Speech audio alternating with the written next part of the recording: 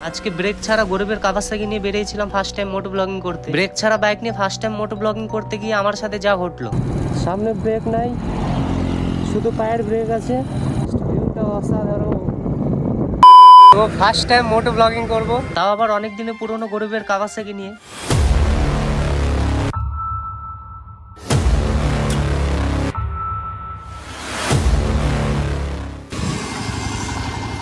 গাড়িতে তেল নেই, যেহেতু গাড়িটা অনেকদিন ধরে রাখা ছিল কিন্তু চালানো হয়। ট্যাঙ্কিতে যা একটু তেল ছিল সব শুকিয়ে গেছে, তাই ঠেলে ঠেলে স্ট্যান্ডে নিয়ে আসি আর দোকান থেকে হাফ লিটার তেল নিয়ে ট্যাঙ্কিতে ঢেলে দেই। চাপ নেই, হাফ লিটার তেলেই এই বাইক নিয়ে অনেক দূর যাওয়া যাবে।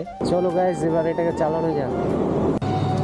দেখো এটা কিন্তু ব্রেক নাই, এটা স্টার্ট মারতে হয়, তাও আবার চক টেনে।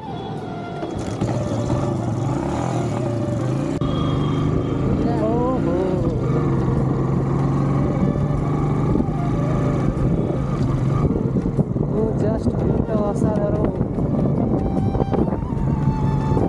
সামনে ব্রেক নাই, শুধু পায়ের ব্রেক আছে।